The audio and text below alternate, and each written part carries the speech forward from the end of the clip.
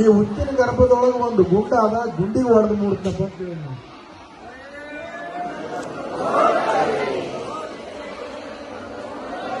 ಹೆಂಗ್ ಬಂತಪ್ಪ ಅಂತ ಗೊತ್ತಿರ್ಬೇಕಲ್ಲ. ಈ ಹುತ್ತಿನ ಗರ್ಭದೊಳಗೆ ಗುಂಡ ಅದ, ಆ ಗುಂಡಿಗೆ ಹೊಡೆದು ಮೂಡ್ತನಪ್ಪ ನಾನು ಮಲ್ಲಯ್ಯ. ಮುಂದುವರೆದು ಏನಂತ, ಬಹುಕಾಲ ವಾಸ ಮಾಡ್ತೀನಿ ನಾನು, ಈ ಬಹುಕಾಲ ವಾಸ ಮಾಡ್ತೀನಿ, ಯಾರು ನಂಬಿಗಿಟ್ಟು ಬಂದವ್ರು ನಡೆಸಿಕೊಡ್ತೀನಪ್ಪ, ಮತ್ತೆ ಈಗ ಆಶೀರ್ವಾದ ನಿನಗೆ ಅಂತ ಹೇಳ್ತೀನಿ.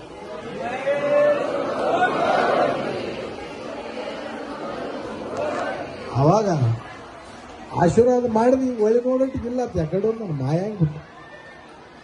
ಏನು ವಾಯು ತತ್ವದಾಗ ಬಂದಿದ್ನೋ, ಅಗ್ನಿ ತತ್ವದಾಗ ಬಂದಿದ್ನೋ, ಜಲ ತತ್ವದಾಗ ಬಂದಿನೋ, ಯಾವಾದ್ರಿಂದ ಮಾಯ ಸ್ವರೂಪಿಯಾಗಿ ಬಂದಿದ್ದ.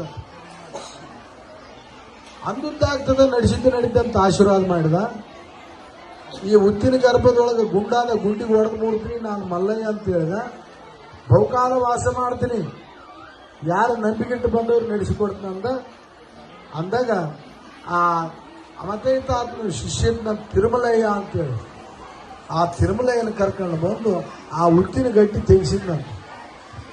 ಆ ಹುತ್ತಿನ ಗಟ್ಟಿ ತೆಗೆದು ಇಂದ ಹಾಕಿ ಇನ್ನಾದ ನೋಡ್ರಿ, 400 ವರ್ಷದ ಹುತ್ತಿನ 400 ವರ್ಷದ ಹುತ್ತಿ ಇನ್ನಾದ. ಅವಾಗ ಆ ಗುಂಡು ಬಯಲಿಗೆ ಬಂತು. ಆ ಗುಂಡಿಗೆ ಒಳಗೆ ಗುರ್ತು ಮೂಡಿದ್ವಂತ, ನಾಮಗಳು ಮೂಡಿದ್ರಿಂದ. ಯಾವಾಗ ಆ ಗುಂಡಿಗೆ ಗುರ್ತು ಮೂಡಿಸಲ್ವಾಗ ಇವ್ರ ಹೆಸರು ಗುಂಡು ಗುರ್ತಿ ಅಂತ ಬಂದಿದೆ. ಗುಂಡಿಗೆ ಗುರ್ತು ತೋರಿಸಿದಾಗ ಗುಂಡು ಗುರ್ತಿ ಆಯ್ತು.